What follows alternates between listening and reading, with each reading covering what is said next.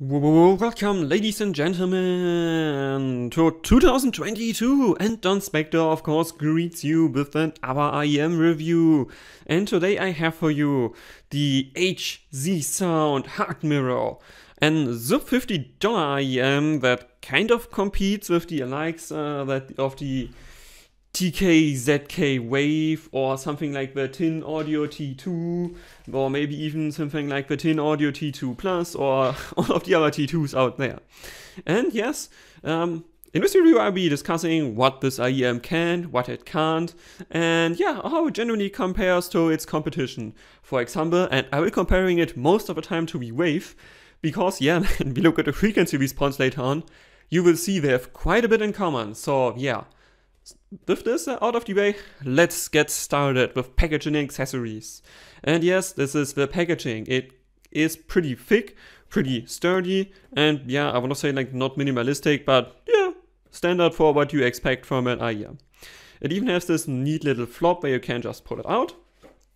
And then we remove the top of the packaging, and in here would of course be the IEM, and in here we have the accessories. Beneath that, of course, a manual, but who needs a manual for an IEM? Well, I don't. And yeah, one of the things that I did notice here, this thing is like double the size of most other IEM packagings at this price point, and I think this could be definitely reduced for environment's sake.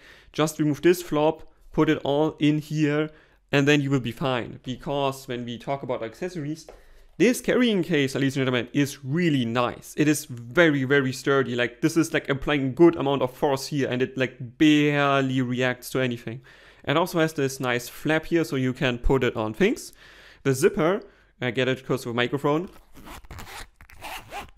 is also very smooth, and the handle is also well made. It's like pretty nice and thick. And opening it up will reveal us, yeah, there's a carabiner, not sure how that would be pronounced in English. So even that you could flop onto your belt or whatever. The only thing I have to mention, this is a pretty flimsy carbine. Really not the best, but for this price, honestly, this is a pretty good start you have. And pretty good start, yeah, with the carrying case, you also get really nice tip assortment or pretty nice tip selection. So you do get these.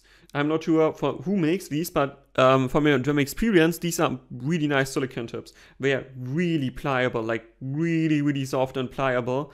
And yeah, they are not too long. And the diameter, inner diameter is relatively thin, which for this IEM, honestly, I would recommend, but more about that later on. And yeah, they are really comfy. But if you don't like that, well, the HZSound Heart Mirror has you covered. You also get 3 pairs of medium bore diameter tips, the white silicone ones, and they also throw in a pair of foam tips, and this is even a good pair because it is relatively, yeah, squishy, but not too squishy. And the nice thing is, it's also not too wide, so it will fit most ears. So yeah, for the sub €50 thing here, honestly, this is the best packaging accessories that I have seen so far. My only point of critique again would be, for environment's sake, reduce the foam thingy, flop everything in here. You don't need an awesome presentation at this price, focus on what matters. And this is exactly this thing, and it is really, really good. So yeah, and with that out of the way, I think we can already talk about the IEM build. And let's get the bad boy in the picture here. Zoop. This, ladies and gentlemen, is the HZSound Heart Mirror, and I will detach it from the cable so we can have a good look at it. And boy, this is sparkly, like really Heart Mirror. They take the mirror and Heart Mirror, they take it like literally word-wise. You can see how shiny mirroring this is. Literally just giving it one floop, and you will instantly have fingerprints on here. Like really, this is the worst fingerprint magnet I've ever had. Yeah, there's nothing worse than this one. And yeah, but not a bad thing, of course. If you like looks, well, it's a bad thing, but I don't care about looks. For me, only sound matters. And build quality. And yeah, in terms of build quality, if you have had like relatively cheap whole metal build IEMs, that is no exception here. Like, it definitely plays in the same realm as something like the BL05S, or as I've shown you before here, the Tin T2 Plus, which, yeah, different shape, but generally, yeah, it plays in the same realm. So you have a 2-piece design, the top shell here and the bottom shell. The nozzle is like integrated in the bottom shell, and the seam, as you can see around here, is not thin. It's okay for this price, but yeah, the T2 Plus at this point also was a bit better here. Also, these are not, it's probably difficult to see on camera. The top shell is a tiny bit bigger at some places, so your fingernail will definitely notice it. And yeah, probably dirt will also get stuck in this corner, but well, it's small enough, right? So not a big deal. So next thing, yeah, we have the 2-pin connector here, and that is a flush 2-pin connector. And this is why we're utilizing later on for the cable the same style that Moondrop is using for their cable. And yeah, generally I have no worries that the 2-pin connector will wear out. It's a 2-pin connector, they are pretty reliable. Only if you really often replace cables, then it will wear out over time, but hasn't happened to me yet. And yeah, going further down to the front nozzle, here you have the R markings, which I think is laser edged. I'm not entirely sure because it has some texture here, but it is not printed on, so I think it's laser edged. Not entirely sure though. Yeah, then the front nozzle, as you can see, it is pretty aggressively angled, I want to say, and of rather medium length. Then you have this additional lip to hold on tips, and in the front here you see there is of course a mesh filter in here. It's a pretty thin but also fine mesh filter. I mean, you can see inside the IEM. That's how thin it is. And compared to the Mini, which also was all metal built, this is not causing condensation issue. I have been using the Heart Mirror literally outside at 5 degrees or so. I have not had any condensation here. And yeah, combine that with a pressure hole here directly behind the R. And here, there's also 0 driver flex to my ear. So yes, generally build-wise, this IEM is decent. It's not the best. I would probably say I prefer the T2 Plus, just because it has thinner seams, but it's also there's no bigger point of failure here. I think this will last you a good amount if you, of course, treat your IEM well enough. And I think this also brings me already to the next point, the build quality of the cable. And here I detach the other IEM. Zip. So, yes, for sub 50 euro, what do you get? Well, if you have seen a cable from example the T2 Plus, which I get in here, this one is really close to that. This one, it might be a bit smoother overall, but yeah, it's close to what Tin Audio would offer you at this price point.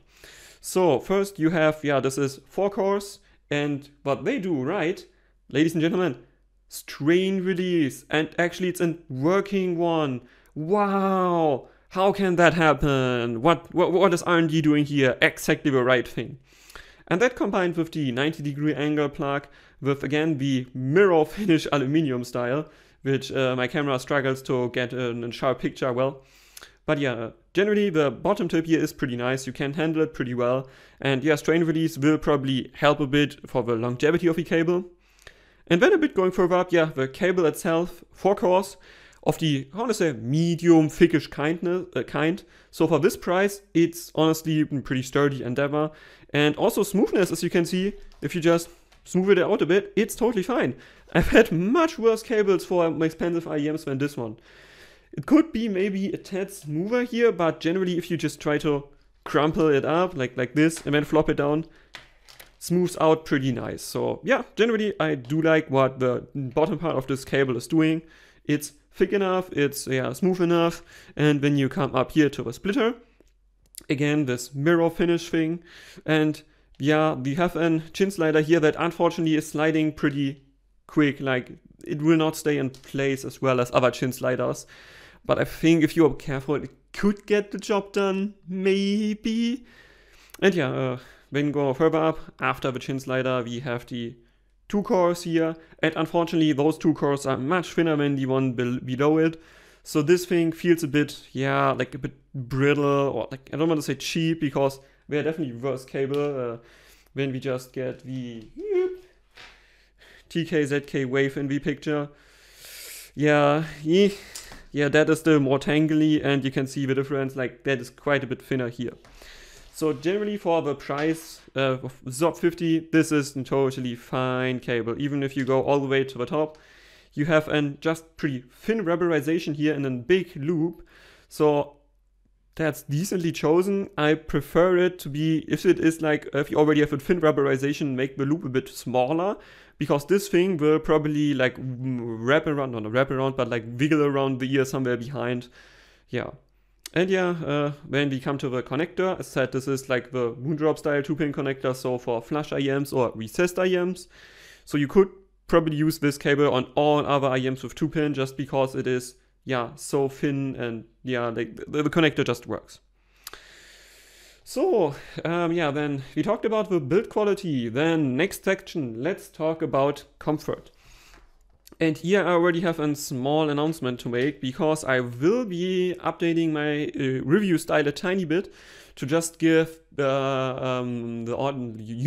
audience, and better yeah, view on how this IEM actually like measures, or how big it is in reality, so you can have a better like gist of how well it will fit you, or how well it will not fit you. But in the next review, this will be coming. I will also making a video about explaining what my idea is. But yeah, so generally we talk about comfort here. And with the included tips, which are, as I said, pretty good, especially the black silicon ones here, this is a really comfortable IEM. The nozzle could for some people probably be a bit on the too short end, so you might want to use longer tips to counter for that. But as my ear canal is pretty sensitive, and I usually have like medium to like shallow-ish, shallow fitting IEMs as better fitting, this one is really nice for me. Just flop on the included tips and I'm totally fine with everything. It can be one of those IEMs where I say sometimes I need to insert it a bit, yeah, like a bit more, yeah, with a bit, like not more force, but to just get it in there, but then it just stays there. Definitely really good. But I want to say the higher, like the more aggressive insertion angle here, as you can see here in the picture, can maybe be a problem for some. But for me, it was not a problem, and this is definitely more comfortable than the Wave. And also interestingly, the nozzle of the Wave is not that much bigger than this one, but still I prefer this one much more over the Wave in terms of comfort. But it is a tiny bit bigger, so I just want to say that. And yeah, if you have other tips lying around, well, yeah, the Heart Mirror is a bit weighty, and if you have like problems with it in your ear, you could maybe consider something like the Final E, the XLS tags, or SpinFit, to just counter the weight of this. Because compared to the TK-ZK Wave, okay, this is again bigger in shell, so this is not much heavier than this one here, but it is definitely, yeah, it's a metal shell, so it will be a bit heavier here. So yeah, so to sum things up, it's a really comfortable IEM, but the aggressive angle of insertion here has to work for you. If you know this is a problem with other IEMs, well, you probably will also have a problem with this one. And that brings me to the next chapter, and this is isolation. And unfortunately, I do not have good news here. I expected it to be good isolating because it has a metal shell, it is pretty solid. But I think the general, yeah, like shape of the shell here prevents it from being a well isolating IEM. So it's not bad isolating, it's really not bad, right? But it's also just below average, I want to say. It does not matter which tips you throw on, even if you have like a good pair of foam tips, it's isolating well then a bit above average. But overall, just seeing what other IEMs can do, even this one here, flop in a pair of foam tips on this one and you have quite a bit better isolation than this one. So I think here, yeah, the general shape of the shell is preventing this IEM from being well isolating. So again, below average isolating means it will be fine for office and for more quiet means of transportation, but being at a main street or in city center, it is not sufficient to isolate. And that brings me to drivability. The Heart Mirror here has 32 ohms at 106 decibels on paper, which means it should be pretty efficient, but not as efficient as most other hybrid IEMs or like general BA only sets. In reality, I would say, yeah, you don't really have to worry about drivability here. You can just flop it in on any USB-C dongle, on your smartphone, on your laptop. It will work totally fine without any complaints. I had the feeling that the TK-ZK Wave was a bit more efficient overall, well, of course, that's also what its drivability, like its resistance tells us, and the sound output. But generally, I think you get like 80 to 85% of what the for the Heart Mirror is capable with. It doesn't matter what you throw on it, you get pretty good output. So BTR5 gave me, I want to say, like 95% of what it is capable, adding a bit better soundstage, a bit better separation, a bit, generally a bit more roundish picture. And then going to the SP200, I thought you still get like 5% more maybe, but it's really difficult to tell at this point. So you can kind of ignore the high power sources, you really don't need it to drive this one. But what I want to mention here is the drivability.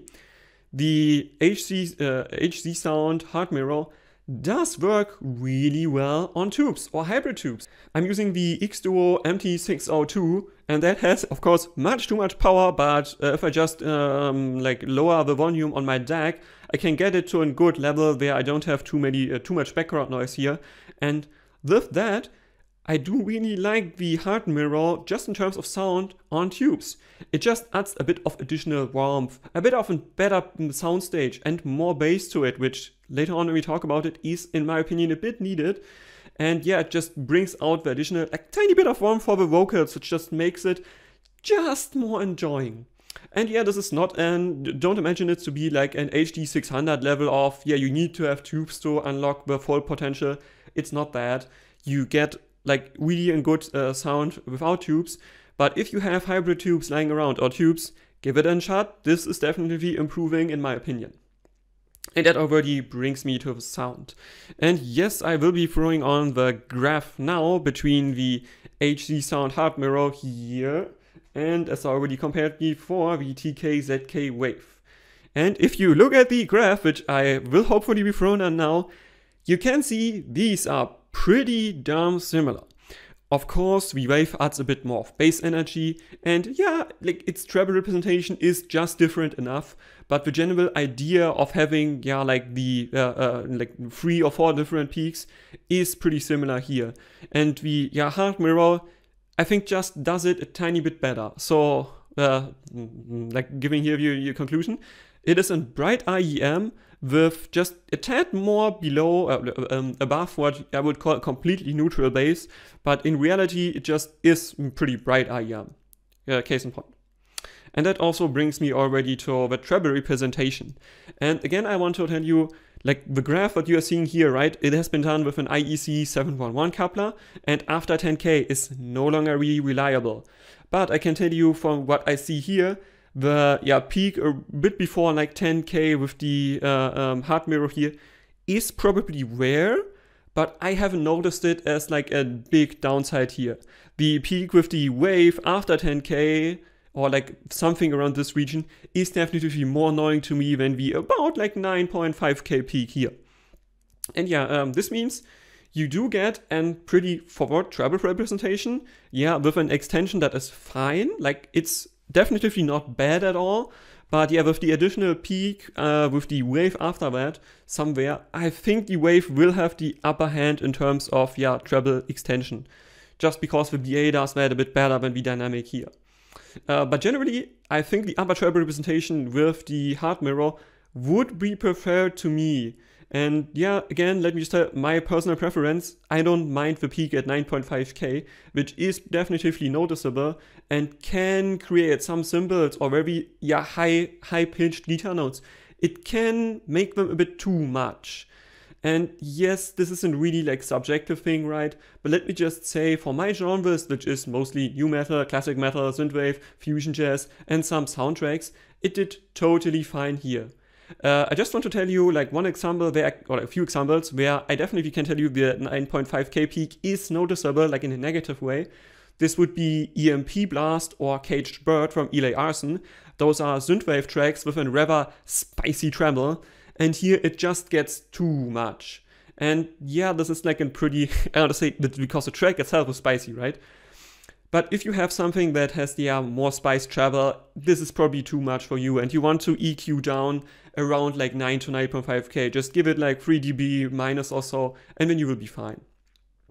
Alternatively, foam tips could also do the trick for you, but for my personal, like what my ear tells me, foam tips did not really reduce the 9.5 or 9K peak that much. So yeah, then that brings me already to the, I want to say like mid-treble representation. And here, there is definitely a dip at like 8K that you can see here. And remember, the Kepler I have has an resonance at 8K, so for your ear, you will not notice it as a big dip. I think the nice thing about it is that you do not have to fear the S and F region to be sharp, just because there is a tiny dip in the graph, and in reality it will not be exactly like a flat line here, but it will be flat enough to be a nice, not spicy but still energetic treble representation. And this gave me a pretty good feeling in most of the tracks or genres I listen to. What I really did like, and this is not on my benchmark list, but I can really recommend it to you, Akiko Kohara Party Drive. That is kind of an fusion jazz / city pop album from 2002. Like really the mid-treble to upper treble balancing here just worked so nicely. It is not Sandara. Sandara is just much more natural here. And of course more detailed, but the treble balance here was really nicely done, and I really loved the way how it represented the mid to upper treble regions here. Like really fun, not too much pronounced, but with a nice amount of splash and sizzle. For this price, really this is a nicely balanced mid to upper treble to my ear. And then going a bit further down in the treble representation, it is a bit more pronounced than the wave. But honestly, to my ear, they are so close together, I would never call one nor the other shouty or harsh. But let me just stress again, if you are sensitive to shout in this region, in lower treble to upper mid, you might want to EQ it down or like not consider it at all. Because I know some people are more sensitive to a bit elevated, like lower treble to upper mids. So here, if this is not your cup of tea, I'm sorry, this will not be something for you. But again, there's a missing 8K peak, so you do not have to worry about the pronunciation of S and F, which makes this overall a not easy-going treble, right? It's definitely treble forward, but still a nicely pronounced treble. And that brings me to the mids. And yes, looking at the graph here, you can see the mids between the wave and the heart mirror is pretty darn close. It's not exactly identical, but it's so close to each other that I would consider them almost identical.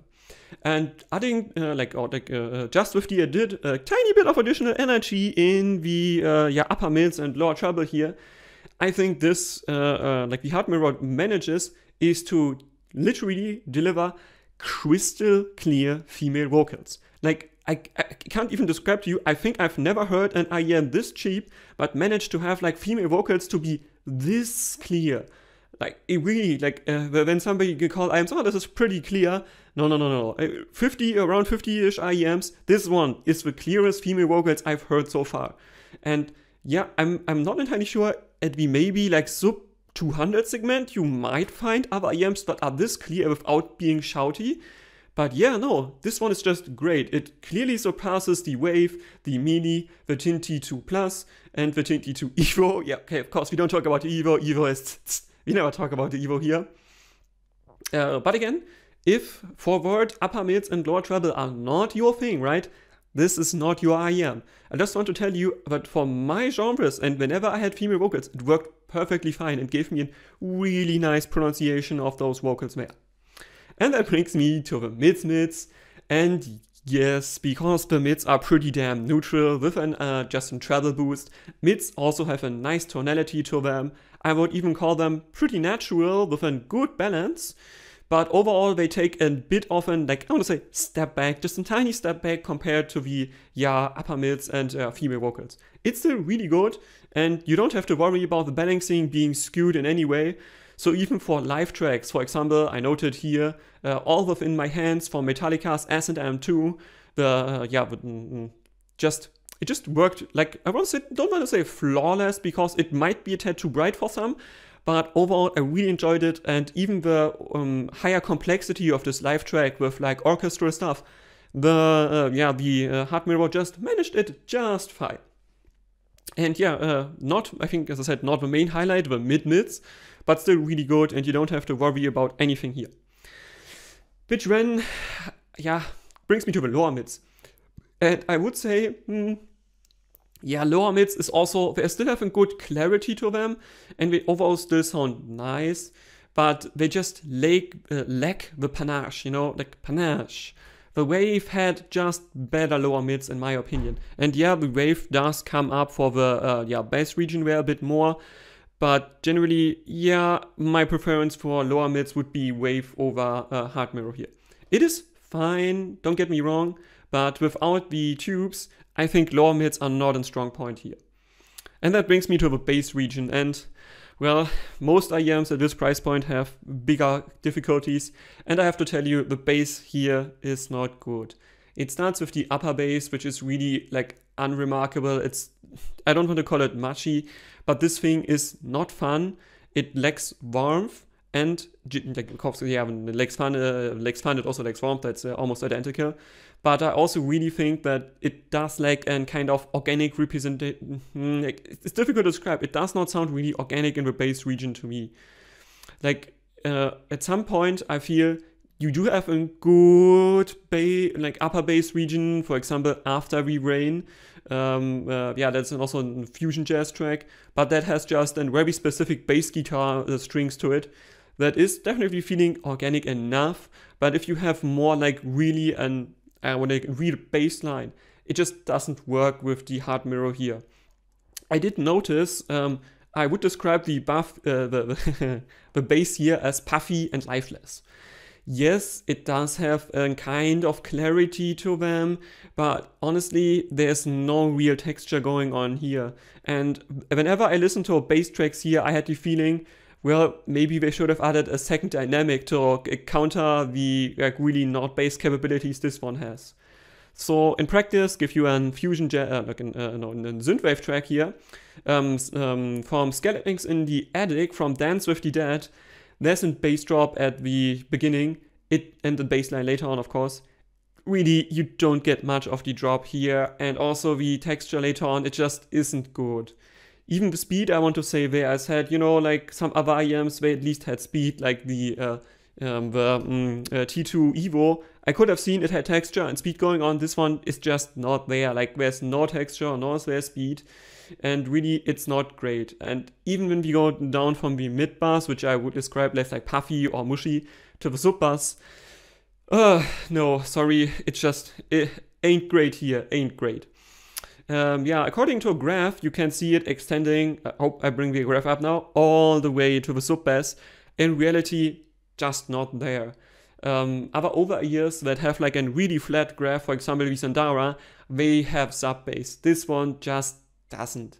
Like, to my ear, you do manage in Interstellar's Mountains until 2 minutes 12, where you can still notice that sub bass.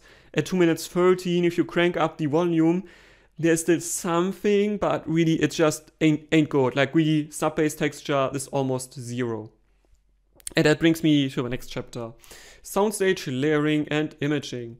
And again, let me stress here that I used my SMS SU8 and SP200 for most critical listening here, so there is plenty of power to give it everything that this IEM can.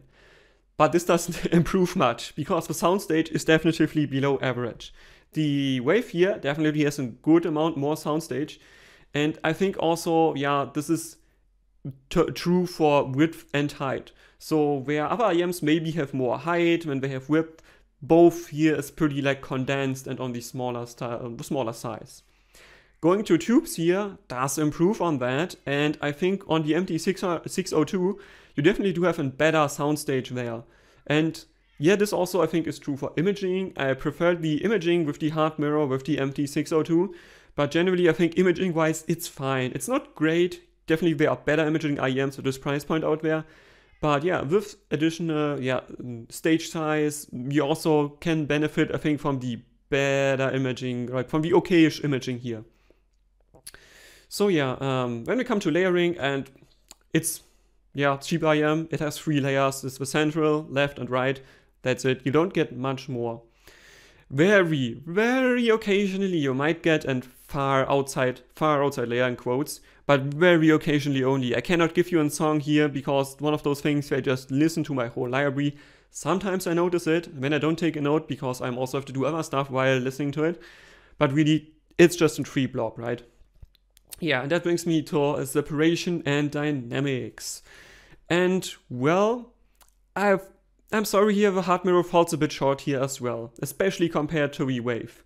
Mind you, this is not bad because the Wave had a really big problem with coherence where the BA just added an totally out of whack coherence compared to the dynamic. But generally, I don't think the separation here is good. It's somehow mushed a bit together. And yeah, I did enjoy separation, for example, with T2 Plus, not Evo, Plus, more than here. And then, fortunately, when we come to dynamics, I think the Heart Mirror here does have the upper edge over the Wave. Definitively in terms of micro dynamics, which I find here just much more enjoyable. Yeah, like the difference between two more quiet notes were more noticeable to me than we were at the Wave with its BA that just overpowers like everything that is there by a long shot. However, macro dynamics and punch and slam with this one ain't good either. So we have a Wave again comparing just as with better macro dynamic IEM. And I think that brings me already to the verdict. I mean, it's already a long review, right? But let's come to the verdict. And again, I'm bringing this for main comparison just because they graph so similar. What the Heart Mirror brings to the table are very nice upper mids and lower treble with a really stellar clarity for female vocals and a nice natural tonality for most of the mids to them. And this is just something at this price point that I have not experienced yet. Even the T2 original version, while having similar qualities, in my memory was not as good as the Heart Mirror here. And this alone for me ticks most of the checkboxes to give you a recommendation for the Heart Mirror. But again, this is a very subjective thing, and my library with fusion jazz, with metal, like none of these really live through a heavy bass line or through a detailed bass line. So my verdict here would be, if you want something that at least has some bass in the sub 50 euro price point and is more bright, Wave would still be the better choice for you. But if you can live with the trade-off with a not good bass and you just like nice mids and nice upper mids and you want a really natural tonality with a much more coherent picture to them, this is definitely a really good recommendation for you. And I think I keep this one and actually sell my Tin T2 Plus, because while the Tin T2 Plus having a bass boost, it doesn't add anything to me. And yeah, the just clarity that this one brings to mids is just much more my cup of tea. And yeah, with this, I hope you had got a good start in the new year. And yeah, as I said, my next video will be about some changes in my review structure, because I just want to give you again, better summary and a better picture on how IEMs could fit you. So yeah, this will be my next video, and hope you enjoyed it. If you have feedback, if you have critique, if you have any questions, please leave a comment. And with this, I'd say Donspektor out.